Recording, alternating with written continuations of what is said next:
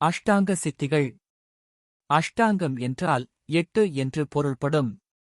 எனவே எண்பெருஞ் சித்திகளே இந்த அஷ்டாங்க சித்திகள்.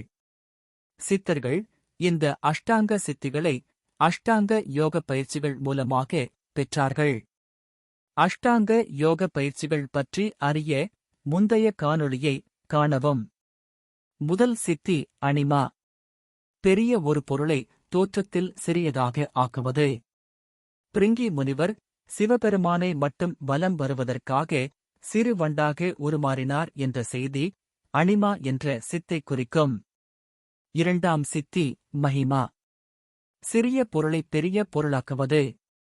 வாமன அவதாரத்தில் திருமால் 2 அடியால் மூவுலகை அளந்ததும், கிருஷ்ண பரமாத்மா அர்ஜுனனுக்கு விஸ்வரூப தரிசனம் காட்டி உலகமே தன்னுள் அடக்கம் என்று காட்டியதும் மகிமா என்னும் சித்தாகும். மூன்றாம் சித்தி லஹிமா.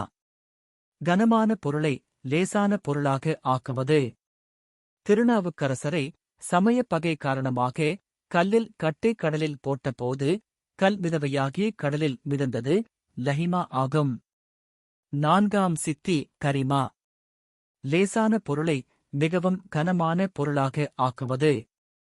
அமர்நீதி நாயனாரிடம் கோவணம் பெறுவதற்காக இறைவன் வந்தபோது ஒரு கோவணத்தின் எடைக்கு தன்னிடமுள்ள எல்லா பொருட்களை வைத்தும் தராசுத் தட்டு சரியாகாமல் கடைசியாக தானும் தன் மனைவியும் ஏறி அமர்ந்து சரி செய்ததும், மற்றும் அனுமானின் வாலினை பீமனால் தூக்க முடியாமல் செய்ததும் கரிமா என்னும் சித்தாகும்.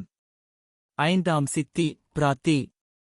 திருவிளையாடற் புராணத்தில் சிவன் ஒரே சமயத்தில் 4 திசைகளிலும் காட்சியளித்ததாக வரும் சித்தி பிராத்தி.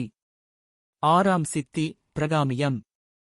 தன் உடலை விட்டு பிற உடலில் உட்புகுதல் மற்றும் வேண்டிய உடலை எடுத்து நினைத்தவரிடத்தில் அப்போதே தோன்றுதல்.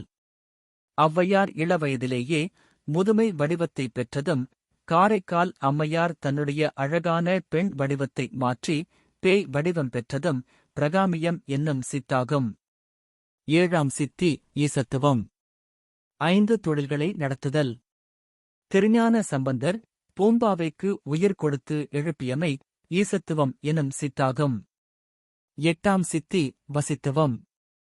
7 வகை தோற்றமாகிய தேவ, மானிட, நரக, மிருக, பரப்பன, ஊர்வன, மரம் முதலியவற்றை வசியம் செய்து தம்மசப்படுத்துதல். திருநாவுக்கரசர் தம்மைக் கொல்வதற்காக வந்த யானையை நிறுத்தியதும் ராமர் ஆலமரத்திலிருந்து ஒலி செய்து கொண்டிருந்த பறவைகளின் ஓசையை நிறுத்தியதும் வசித்துவம் எனும் சித்தாகும். இந்த 8 சித்திகளும் அஷ்டமா சித்தி என்று கருதப்படுகிறது. நன்றி மக்களே, மீண்டும் சந்திப்போம்.